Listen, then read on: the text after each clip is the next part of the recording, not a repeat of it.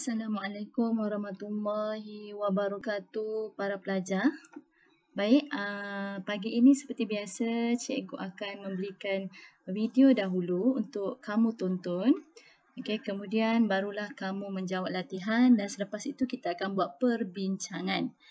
Okey, baik. Untuk hari ini, okey, kita akan belajar tentang ayat songsang. Macam mana awak nak menukar ayat songsang daripada ayat biasa, kemudian awak menukarnya menjadi ayat songsang. Jadi hari ini kita punya SP kita ialah 5.5.1 iaitu membina dan menukar struktur ayat dengan betul dan tepat mengikut konteks. Jadi hari ini kita lebih kepada ayat songsang. Okey, baik.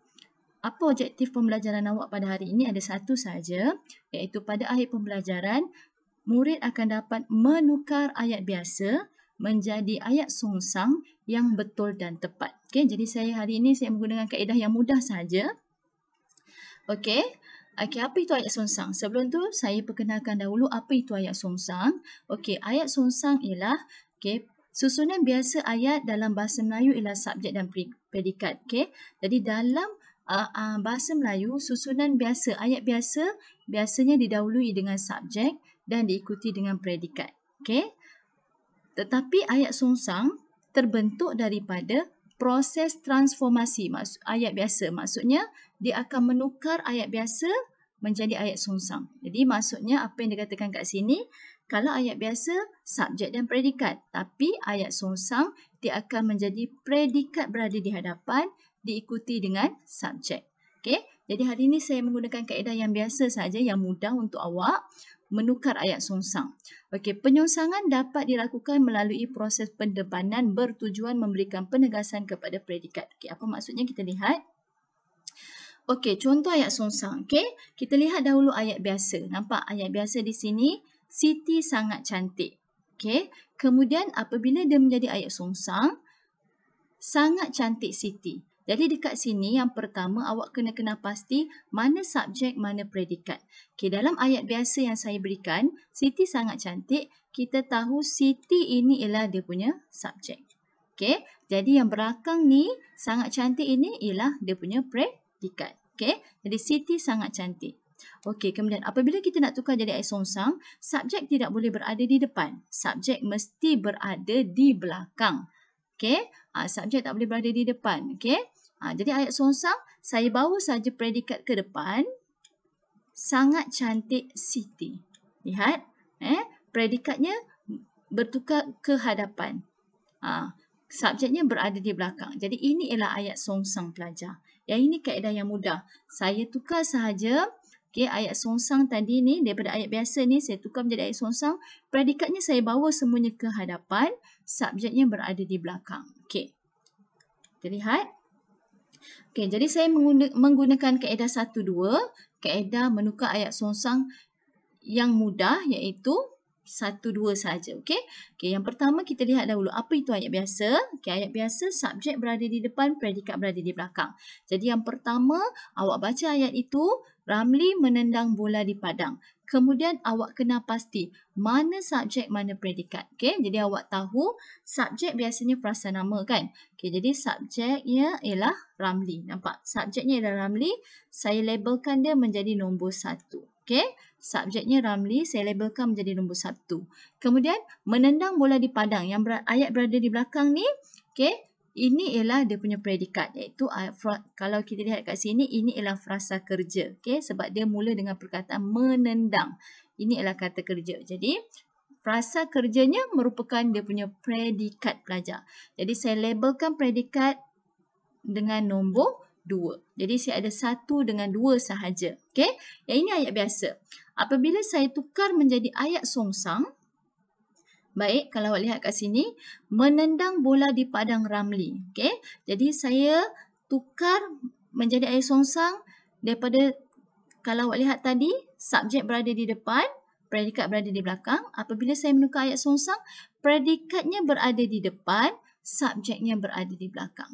Jadi kalau tadi 1-2, bila ayat songsang dia menjadi 2 tambah 1. Okey, kalau kita lihat tadi ayat biasanya adalah 1 tambah 2. Okey, 1 tambah 2 subjek berada di depan, predikat belakang kan.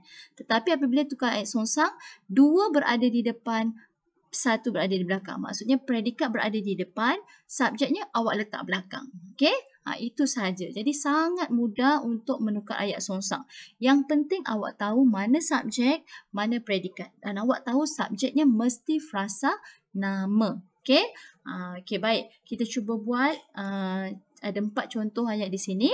Okey, baik. Yang pertama, rumah banglo itu sangat besar. Jadi dekat sini awak kena pasti mana subjeknya.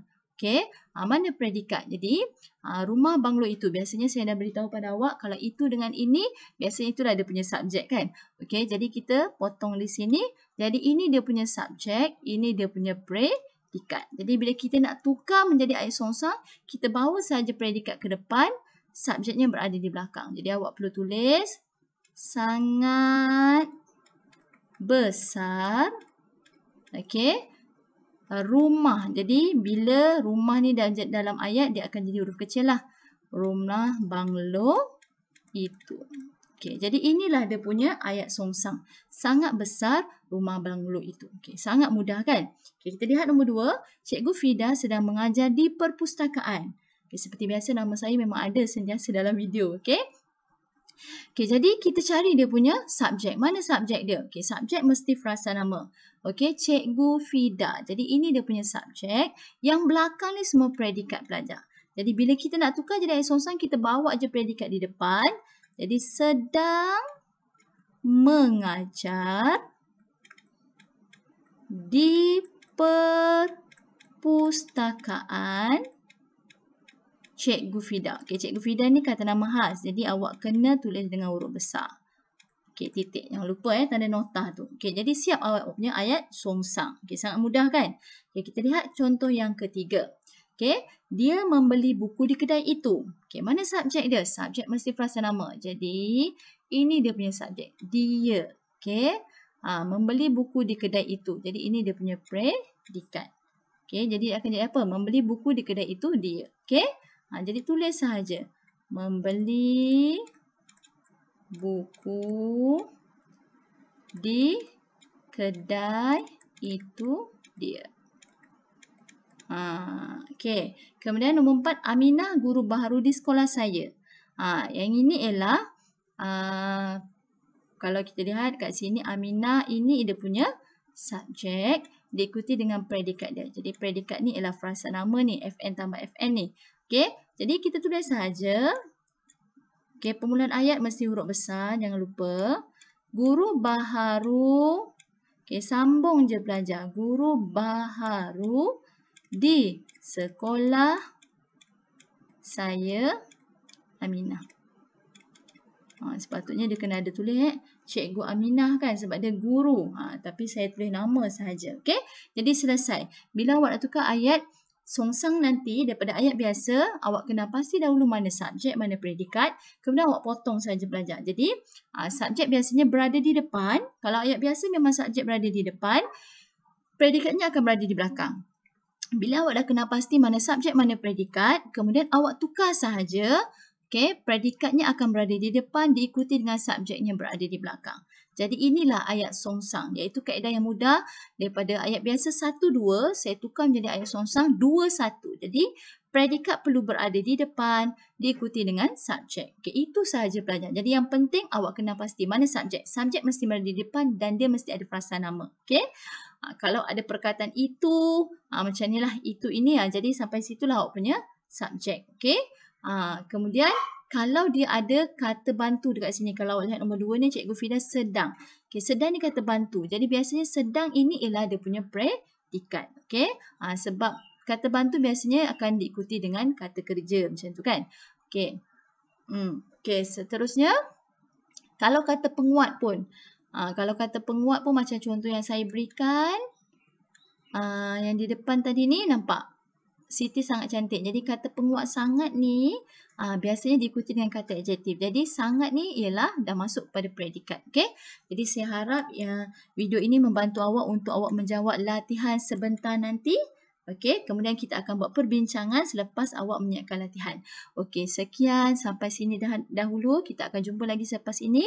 Okey, Assalamualaikum warahmatullahi wabarakatuh. Terima kasih pelajar.